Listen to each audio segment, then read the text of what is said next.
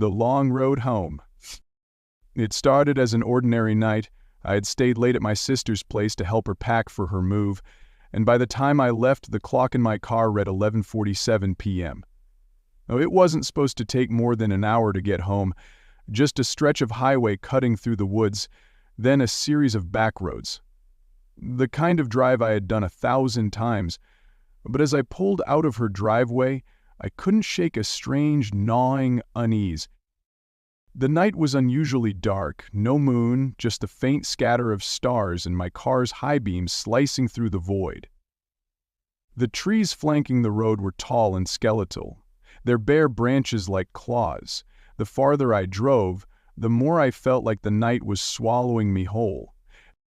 About 20 minutes in, I passed the only gas station along the route. Its lights were dim and the lot was empty except for an old pickup truck. I should have stopped for a snack or something, but the unsettling stillness of the place made me press harder on the gas. The first real warning came about half an hour later. I was deep in the woods, not another car in sight, when my phone buzzed in the cup holder. A text. I glanced down at the screen. "Don't stop, keep driving." My stomach flipped. I swerved slightly, fumbling to unlock my phone, but the message was gone. No sender, no history of it ever being there. I told myself it had to be some glitch, a random notification from a spam app or a phantom vibration. I wasn't so sure when I saw the figure in the road. It was standing just beyond the reach of my headlights, almost blending with the shadows. My foot slammed on the brakes, and the car screeched to a halt. I squinted into the gloom. It was a man, or at least it looked like one. Tall, wiry, with impossibly long arms dangling at his sides. He wasn't moving, just staring. "Hey!" I called through the cracked window, my voice trembling. "You okay?" No response. He didn't flinch, didn't even tilt his head. He just stood there, eerily still. I felt a chill creep down my spine. Something about him was wrong. His proportions seemed off. Too tall, too thin, and the way his head was slightly cocked, it reminded me of a marionette waiting for its strings to be pulled.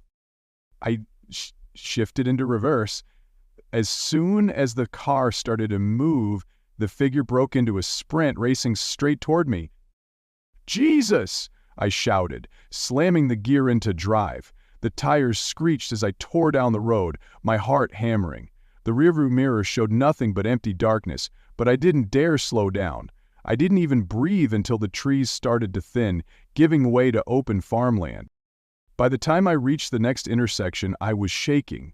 I stopped the car to catch my breath, glancing at the clock. It read 1:13 a.m. How was that possible? The drive shouldn't have taken this long. A faint flicker in the mirror caught my eye.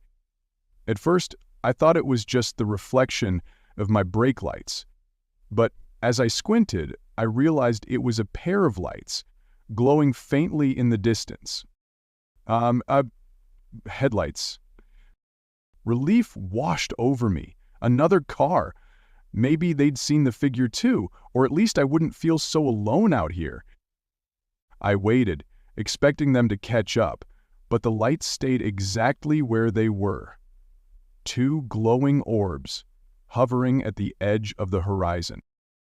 I turned onto the next road, hoping to put some distance between me and the unsettling memory of that thing in the woods. The headlights followed. My pulse quickened. I switched roads again. So did they. It wasn't just another car, they were following me. Panic set in. I floored the gas pedal, the engine roaring as I sped down the narrow, twisting roads. The headlights behind me grew brighter, closer, their glow filling the cabin of my car. They were gaining on me. I swerved onto a side road, tires skidding on loose gravel. The headlights disappeared as I plunged into a tunnel of trees. For a brief moment, I thought I'd lost them. Then a blinding light flooded my rearview mirror. It wasn't headlights. It was too bright, too intense, like someone had lit a flare directly behind me. My car lurched violently as something slammed into the back of it. I screamed, gripping the wheel as the car fishtailed. The light behind me flickered, then vanished, plunging the road back into darkness. I didn't stop. I couldn't.